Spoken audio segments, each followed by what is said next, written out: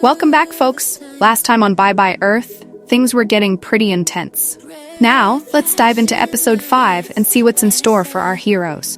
The episode kicks off with a bang as we find our characters in the midst of a chaotic battle.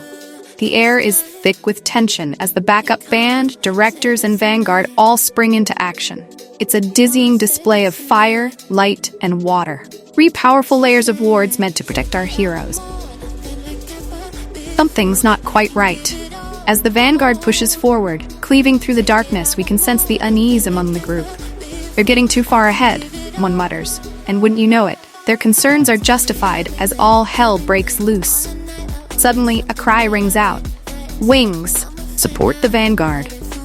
But before anyone can react, a mysterious force appears, catching everyone off guard. It's absolute mayhem as our heroes scramble to defend themselves. In the thick of the chaos, we hear a familiar voice shouting, "Chew on this!" It's good old Gordon stepping up to the plate. For a moment, it seems like they might have the upper hand. "We've got this," someone cheers. But oh boy, are they in for a rude awakening. Just as quickly as hope rises, it's dashed away. A terrifying cry of "Bye Bye Earth" echoes through the air, sending chills down everyone's spines. The enemy, it turns out, is far more formidable than anyone expected.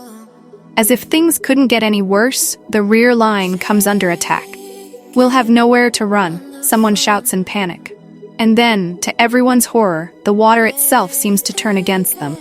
A monstrous entity called the Restau Rant emerges, threatening to swallow them whole. In the face of this overwhelming force, our heroes have no choice but to retreat.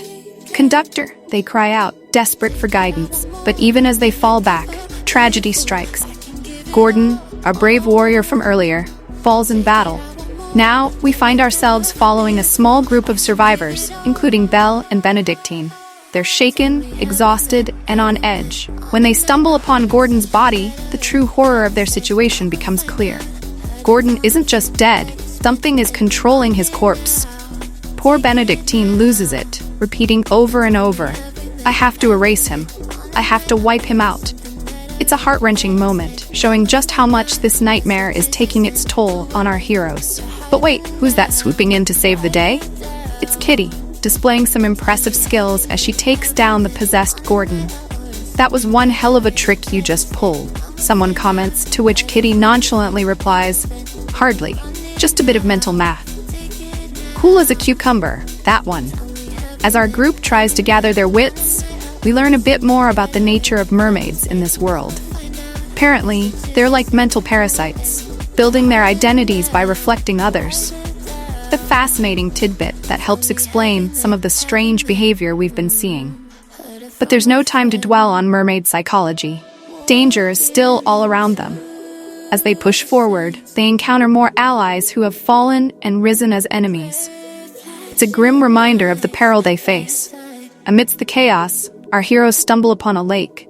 But this is no ordinary body of water. They soon discover it's the site of a macabre show, orchestrated by none other than Tisano herself. Using corpses like puppets, she's recreating a battle between good and evil. Talk about playing God. As they observe this grotesque spectacle, they notice something peculiar about the light emanating from the corpses. It bears a striking resemblance to the wounds on Gordon's body and the mysterious God's tree they encountered earlier. Could there be a connection? Just when you think things can't get any more intense, Adonis shows up. But before anyone can celebrate this reunion, they're forced to flee from a new wave of enemies. In a display of quick thinking and impressive swordsmanship, Adonis creates a fiery barrier to buy them some time. And who should they run into but Jinbuk, the underdog conductor? Hey there, fellow. I hope you're enjoying this video so far. I wanted to take a quick moment to ask you what you think of this video so far. If you're liking it, be sure to give it a thumbs up. And if you haven't already subscribed to my channel, now's the perfect time to do it. By subscribing, you'll stay up to date on all my latest videos and updates, and you'll get to see even more awesome content. So what are you waiting for? Like, subscribe. Thanks for watching. Talk about a plot twist. It turns out Tisano had initially proposed an alliance with the underdogs, but something went terribly wrong when she laid eyes on Jinbuk.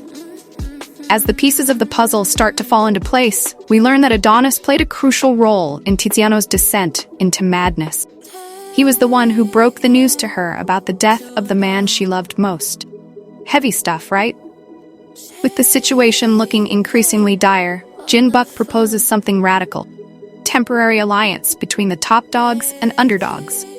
As you can imagine, this suggestion doesn't go over well with everyone. There's plenty of distrust and skepticism to go around. But desperate times call for desperate measures, and eventually, they agree to join forces. What follows is a fascinating process of assigning roles within this unlikely alliance. Jinbuk takes on the role of conductor, while our nomadic friend Kitty is appointed as the director. As they sort out the rest of the positions, we get some intriguing glimpses into the characters' background. We learn that Adonis is actually the son of the pianistas, and that their family, the Collinses, are outsiders who have guarded the catacomb for generations. With roles assigned and a tentative plan in place, our ragtag team prepares to face the horrors that await them. The episode ends with them squaring off against a new wave of enemies, their hearts racing with a mix of fear and excitement. And there you have it, folks. Episode 5 of Bye Bye Earth comes to a close, leaving us on the edge of our seats. Will this unlikely alliance be enough to overcome the terrors that Tiziano has unleashed? Can our heroes put aside their differences and work together? And what other secrets and twists are waiting to be revealed? One thing's for sure, this anime is keeping us guessing at every turn. With its blend of action, horror, and interpersonal drama, Bye Bye Earth is proving to be one hell of a ride.